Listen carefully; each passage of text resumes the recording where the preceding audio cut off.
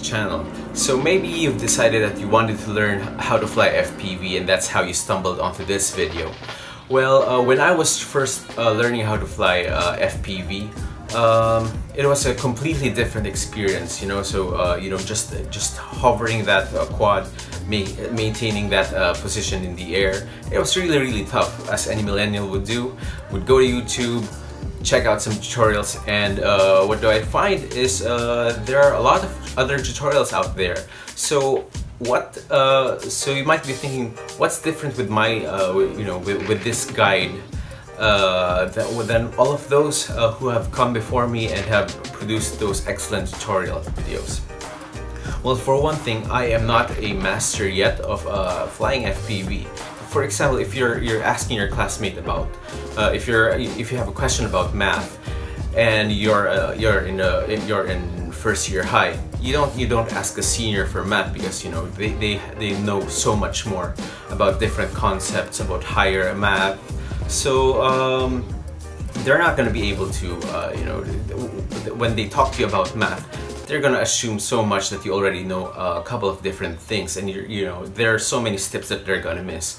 And that's the advantage of, you know, having, you know, someone just slightly above you, because you know, those mistakes that I made when I was still starting out, they're still fresh in my mind.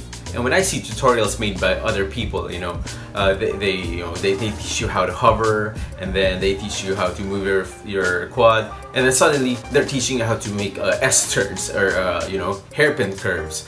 But you know, you're not there yet. When you just figure out how to hover your quad, you're not going to be able to do, you know, like an S dive, or you know, you're not going to be able to do you know, those hairpin curves. So that's what happened to me when I first started looking at those tutorials. I installed DRL Simulator, where you know, they had that neat tutorial levels, but you know, they're gonna get you you know, cruising through the landscape, and then all of a sudden they want you to do, you know, a hairpin around a pole while maintaining, you know, steady altitude. And if you're just that's a really big gap if you're just starting out. And even even the lift-off, you know, the lift-off simulator, they have really wonderful training.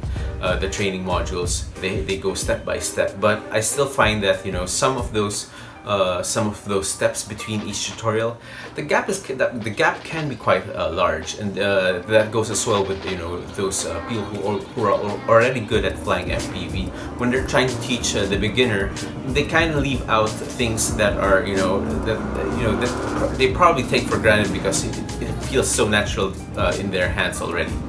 And that's what we're gonna do. And so we're going to be kicking off a tutorial series, and we're going to call it "How Not to Totally Suck at FPV." Because I'm gonna be honest, I'm not gonna be able to teach you how to be a master yet. But you know, if you follow along these tutorials and follow along the drills that we're gonna do, you and I, we're both gonna get better, and not suck so much when we're out flying with our friends out in the field. Alright, so let's get started. Alright, so in today's lesson, we're going to be learning about the very basics of FPV, which is, you know, gaining that spatial awareness when you're looking through the lens of a mini quad.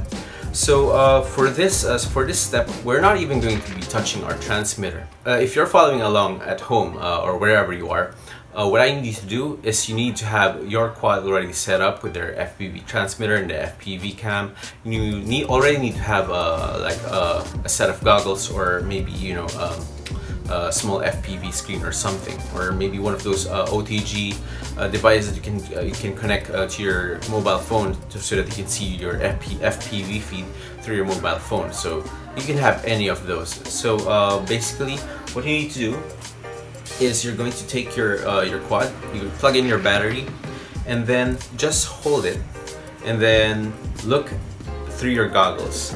Now what you need to do is you just walk around with your mini quad, and then, you know, start off flat, because this is how you're going to be taking off. Maybe you can start off at the ground, like by placing it on the ground, so you see what the world looks like from the FPV lens of your mini quad.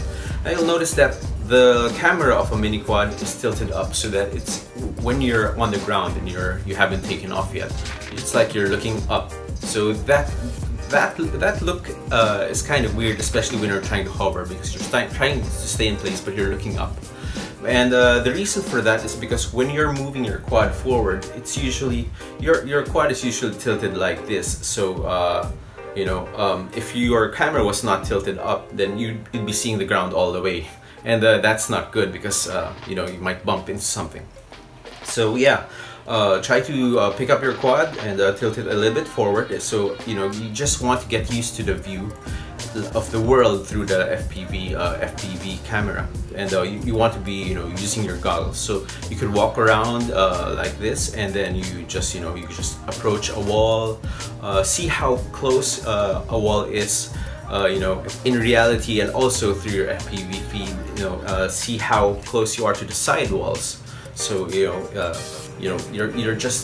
right now you're just judging distances, and then if you're standing upright, you might want to hold your quad like about head high, and then just look through the world, observe how you know, how the floor looks like from the quad's perspective, because it's a really different experience when you have two eyes and you're seeing in 3D vision, and you know, you have depth perception, and you know, you have these wonderful sets of eyes that can, you know, can move around.